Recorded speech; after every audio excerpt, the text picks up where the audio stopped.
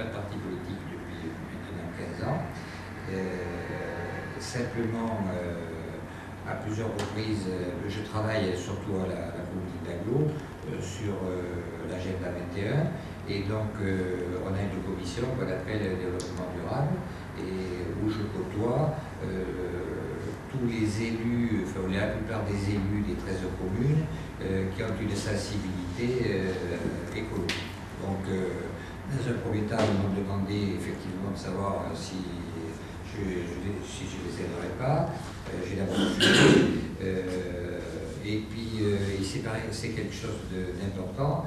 Il y a eu un dépassement au niveau de tout ce mouvement qui s'appelle au travers les Verts, l'Europe écologie, etc. Et ils ont fait plus qu'une... même d'autres groupe. Donc, moi j'ai dit qu'il était peut-être temps aujourd'hui de répondre à leur attente, d'autant que je me retrouvais au travers de candidats emblématiques comme José Bové, avec qui je partage beaucoup de thèmes sur la mondialisation.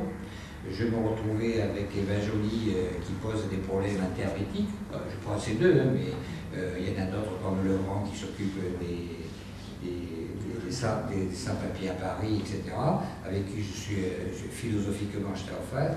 Et je me suis dit, à 66 balais, c'est peut-être un baroud d'honneur, mais il faut absolument peut-être dépasser ce qui se passe au niveau de la mouvance de gauche en Dordogne, tout simplement parce que par moment on se demande qu'est-ce que c'est que la droite ou la gauche dans certains domaines.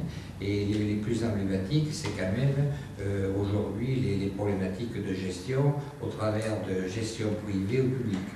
Alors, sans rentrer dans beaucoup de détails, mais on sait très bien que sur ce secteur, on est confronté à la problématique à travers la ville de Périgueux de savoir si on passe en régie ou si on passe ou si on maintient une politique de l'eau au niveau d'une société privée.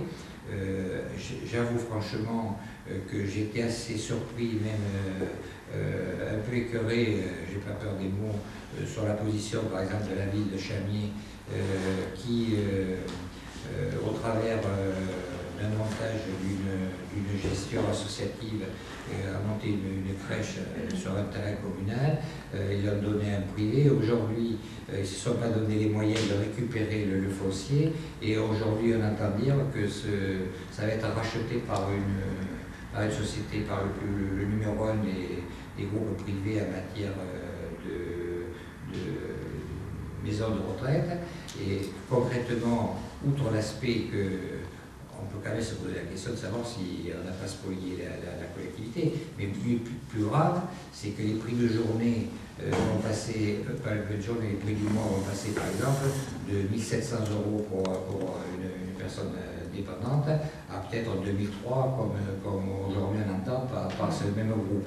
Et donc on ne peut pas rester insensible à cette situation et de fait je me dis que si nous on pouvait au moins aiguillonner pour faire en sorte que ça reste dans le secteur public, il me semble qu'on aurait répondu à notre volonté de faire en sorte que tout le service aux personnes reste dans la mouvance du public. Tu as parlé des autoroutes, c'est quand même un scandale au niveau national et tout. Alors effectivement, vous allez me dire que c'est facile et qu'on peut taper, on tape un petit peu sur la mouvance de gauche. Mais de fait, on le voit très bien qu'aujourd'hui, il y a une cassure et que à l'intérieur des copains que je côtoie, etc., ils ne sont pas très clairs sur les formes de gestion. Et nous, peut-être, si on est là pour apporter un plus, c'est ce que je me dis en termes éthiques, on devrait pouvoir faire avancer. Je parle de ça, mais je pourrais tout aussi bien parler du bilan. Aujourd'hui, il y a très peu de revues ou de publicité qui est arrivée au niveau qui nous est arrivée, mais la première chose que le candidat socialiste a dit, c'est qu'il avait un bilan extraordinaire. Bon, alors, moi je veux bien croire quand même un bilan. Le problème, la réalité des choses est peut-être tout autre. C'est que d'abord on n'a aucun chiffre, et le chiffre que j'entends, moi, c'est qu'en disant on a augmenté les impôts de 53%, c'était une moyenne de 5,3%. Quels sont les salaires aujourd'hui qui ont augmenté de 5,3%, ce d'autant qu'on est quand même dans un secteur où le niveau des salaires n'est pas conséquent. Alors moi je ne critique pas en tant que tel, c'est sûr on est obligé de s'appuyer sur la fiscalité locale. Il est sûr également que le département n'a pas été très favorisé parce qu'on sait très bien que l'État s'est déchargé de certaines situations.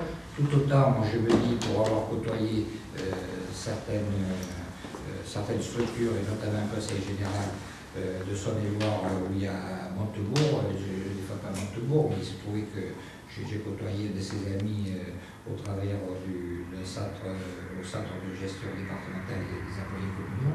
Et la première des choses, c'est qu'il a remis les situations à flot en disant si on veut faire du social, il faut d'abord s'appuyer sur une gestion saine.